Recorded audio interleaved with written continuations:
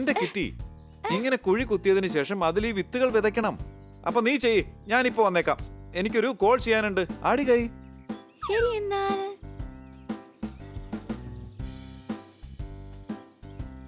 ഓ, ഈ സാർ എപ്പോഴും ബോറിംഗ് ആയിട്ടുള്ള ജോലി എന്നെ കൊണ്ട് ചെയ്യിക്കാറുള്ളൂ. Hi Kitty. Thank you honey.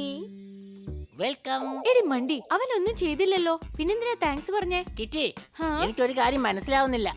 എന്താ? ചോദിക്ക്. ഈ വെണ്ടയ്ക്ക ഉണ്ടല്ലോ, അതിന് ലേഡീസ് ഫിംഗർ എന്നല്ലേ പറയുന്നത്, പക്ഷെ അത് കാണാൻ ജെന്റ്സിന്റെ ഫിംഗർ പോലല്ലേ ഇരിക്കുന്നത്. ഓ ഹണി, ഞാൻ എന്തിനു വേണ്ടി നിന്നോട് താങ്ക്സ് പറഞ്ഞെന്ന് നീ ഒരിക്കലും എന്നോട് ചോദിക്കില്ലേ? എന്തിനാണെന്ന് പറ. എന്തിനാന്ന് വെച്ചാ ഇന്ന് മുതൽ ഞങ്ങളുടെ ഗാർഡനിൽ നീ ആയിരിക്കും കുഴി കുത്തുന്നത്. അത് ശരി, ഇതാരും എന്നോട് പറഞ്ഞില്ലല്ലോ. ഇപ്പൊ ഞാൻ പറഞ്ഞുവല്ലോ, നിനക്ക് വേണ്ടി ഞാനിപ്പോ ഹോട്ട് ചോക്ലേറ്റ് ഉണ്ടാക്കി കൊണ്ടുവരാം. ഹോട്ട് ചോക്ലേറ്റിന്റെ ഫേവറേറ്റ് ആണ്.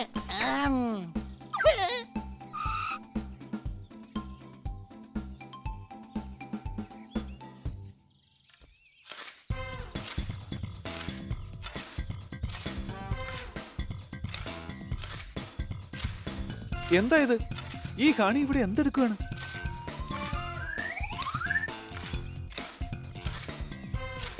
ഉറുമ്പ് കടിച്ചപ്പോൾ കുഞ്ഞു കരഞ്ഞു. എന്റെ ഹണി, ഇവിടെ കിണർ കുഴിക്കാൻ നിന്നോട് ആര് പറഞ്ഞു? അടികൈ. ഇന്നു മുതൽ ഈ ഗാർഡനിൽ കുഴി കുത്തേണ്ടത് എന്റെ ജോലിയാണെന്നാ കിറ്റി പറഞ്ഞത്. ഓ, ഇതെന്ത് ശബ്ദമാ കേൾക്കുന്നേ?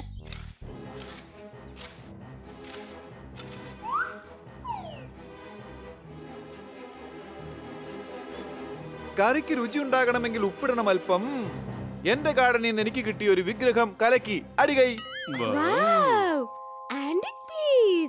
ഞാൻ ലക്ഷാധിപതിയായി മാറി, കോടീശ്വരനായി മാറി. ഇത് വിറ്റാൽ എനിക്ക് ഒരുപാട് കാശ് കിട്ടും. അടിച്ചു പൊളിച്ചു തിമിർത്തു. ഇതിനെന്തായാലും അങ്ങ് ഞങ്ങൾക്കൊരു പാർട്ടി തരണം. ഇതെങ്ങനെയാ അങ്ങയുടെ ഗാർഡനിലേക്ക് വന്നത്? ഇത് മോഷണം പോയ വിഗ്രഹമാണ്. ഈ വിഗ്രഹം റാണാ സാറിന്റേതാണ്. ഇതെങ്ങനെ റാണാ സാറിന്റെ വിഗ്രഹം ആവുക? ഇതൊരു ദേവിയുടെ വിഗ്രഹമാണല്ലോ. ഇത് റാണാ സാറിന്റെ വീട്ടിൽ നിന്ന് മോഷണം പോയതാ. ഇന്നത്തെ ന്യൂസ് ഒന്നും കണ്ടില്ലേ? അല്ല, ഇത് ആരുടെ വീടാ? അത് പിന്നെ ഞങ്ങൾക്ക് അറിയില്ല സാറേ, ഞങ്ങൾ ഈ അടുത്താ ഇങ്ങോട്ട് വന്നത്. ഇത്രയും സമയം സാറി വീടിന്റെ അകത്തായിരുന്നു, ഇപ്പോഴാ ഒന്ന് പുറത്തേക്ക് വന്നത്. ആരെയാടാ പറ്റിക്കാൻ നോക്കുന്നത്? പിടിക്കവനെ.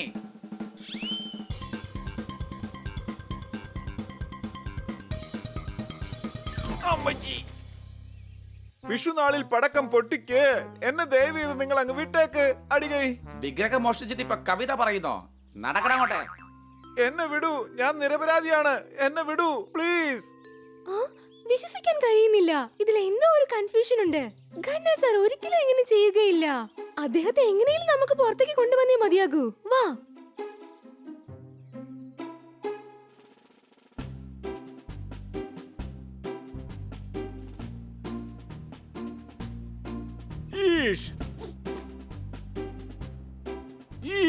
ഖന്ന സാറേ, നിങ്ങൾ ഇത്തരക്കാരനാണെന്ന് ഞാൻ അറിഞ്ഞതേയില്ല. എന്റെ പൊന്നു സാറേ, ഞാനൊന്നും ചെയ്തിട്ടില്ല. ഒന്നും ചെയ്തിട്ടില്ലെന്നോ? റാണാ സാറിന്റെ വീട്ടിൽ നിന്നും വിഗ്രഹം മോഷ്ടിച്ചത് അങ്ങ് തന്നെയാണ്. ഇല്ല, ഞാൻ പറയുന്നത് കേൾക്കണം ഇൻസ്പെക്ടർ സർ. ഖന്ന സാർ എല്ലാവരെയും ബഹുമാനിക്കുന്ന ആളാണ്. എല്ലാം ഇയാളുടെ അഭിനയമാണ്. 10 ലക്ഷം രൂപയുടെ വിഗ്രഹം അടിച്ചു മാറ്റിയത്. സാറിനെ കള്ളനെന്ന് വിളിക്കരുത്. വിഗ്രഹം അടിച്ചു മാറ്റിയവനെ കള്ളൻ എന്നല്ലാതെ പിന്നെ എന്താ വിളിക്കുക?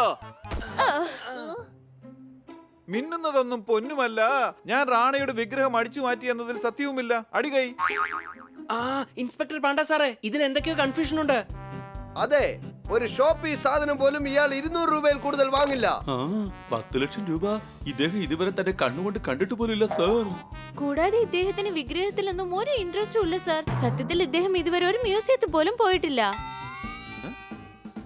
എടാ, നിങ്ങൾ എല്ലാവരും കൂടി എന്നെ നിരപരാധി എന്ന് പറയാണോ അതോ എന്നെ മാനം കെടുത്തുകയാണോ?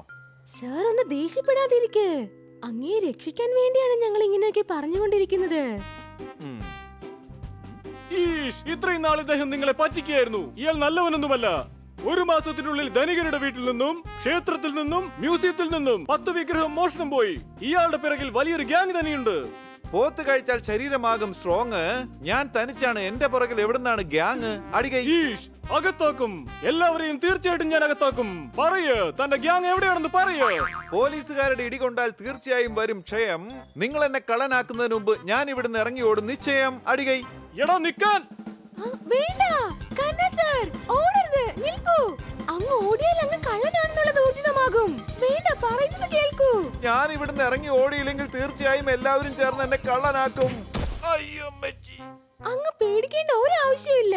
നിങ്ങൾ ഒരു തെറ്റും ചെയ്തിട്ടില്ല എന്ന് നമുക്ക് തീർച്ചയായിട്ടും നിരൂപിക്കാൻ കഴിയും. എന്നെ വിട്, ഞാൻ ഒരു തെറ്റും ചെയ്തിട്ടില്ല, സത്യം. ഈഷ്, ഖന്ന സാർ നിരപരാധിയാണെന്ന് തെളിയിച്ച പിന്നെ വിഗ്രഹം മോഷ്ടിച്ചവരെ ഞാൻ എവിടെ പോയി അന്വേഷിക്കും? കള്ളന്മാരെ പിടിച്ചില്ലെങ്കിൽ പിന്നെ എന്റെ പണി പോക്കാ.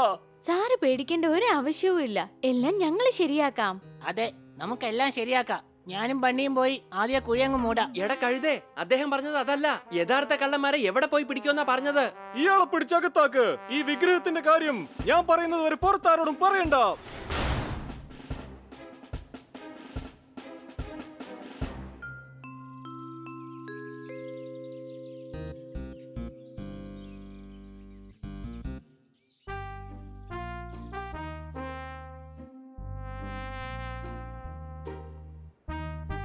സാറില്ലാതെ ഈ വീട്ടിലേക്ക് വരാൻ തന്നെ എനിക്ക് തോന്നുന്നില്ല.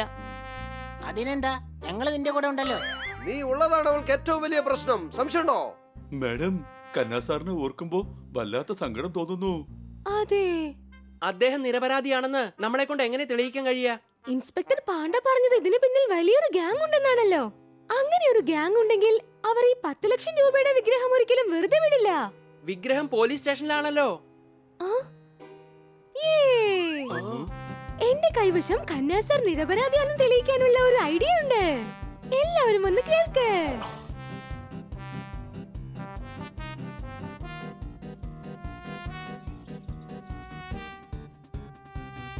ബോസ്, വിഗ്രഹം പോലീസ് സ്റ്റേഷനിലാ ഉള്ളത്. ഈഷ്, വിഗ്രഹത്തിന്റെ ന്യൂസ് എങ്ങനെയാണ് പുറത്തു വന്നത്? ഇതാണ് എന്റെ പ്ലാൻ, മനസ്സിലായല്ലോ. ഇനി വിഗ്രഹം മോഷ്ടിച്ചവർ തീർച്ചയായും പോലീസ് സ്റ്റേഷനിലേക്ക് വരും. അവരെ നമ്മൾ അവിടെ വെച്ച് തന്നെ പിടികൂടും.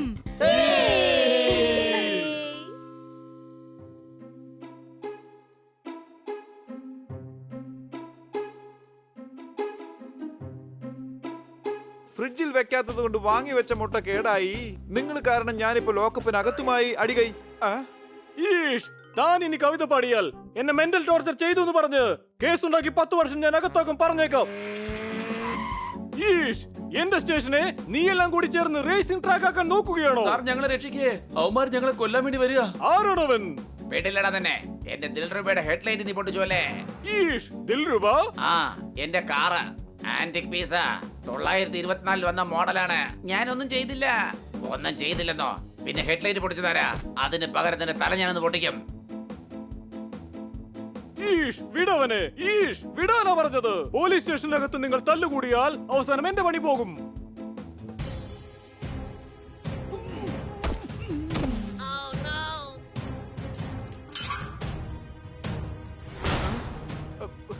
എടാ, വിഗ്രഹത്തിനൊപ്പം എന്നെ ഒന്ന് കൂട്ടിക്കൊണ്ടു പോ. ഈഷ്, നിങ്ങൾ എന്താണ് ഈ ചെയ്യുന്നത്? ഓ!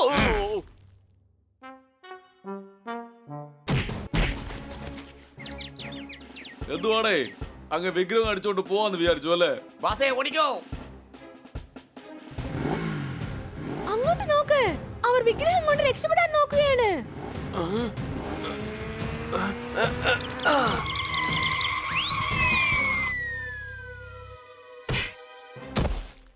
മേഡം, ബൈക്കിൽ പോകുന്ന ആളെ എന്തിനാ നിങ്ങൾ തടഞ്ഞത്? എടാ കഴുതേ, അവരെ തടഞ്ഞേ മതിയാകൂ. എന്തിനാ അവരെ തടയുന്നത്? എടാ, അവര് വിഗ്രഹം കൊണ്ട് പോകുന്ന കണ്ടില്ലേ? ഓട്ടെ, അതിലെന്താ നമുക്ക് പ്രശ്നമുള്ളത്? എടേ, അവന്മാരുമായിട്ട് എന്താണ് നിങ്ങൾക്ക് പ്രശ്നം? പ്രശ്നം നമുക്ക് പറഞ്ഞു തീർക്കാം. എന്നാ പിടിച്ചോ, ഫ്ലൈയിങ് കിക്ക്.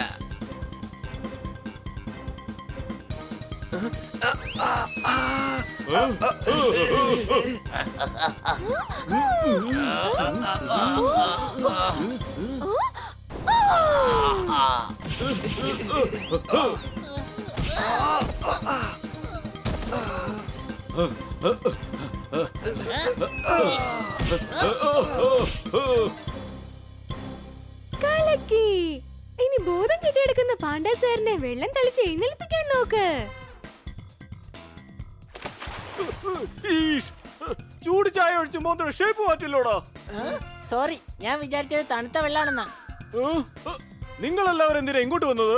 അതിന് കാരണം ഈ കള്ളന്മാർ ഇവിടെ വരുമെന്ന് ഞങ്ങൾക്ക് നന്നായിട്ട് അറിയാമായിരുന്നു.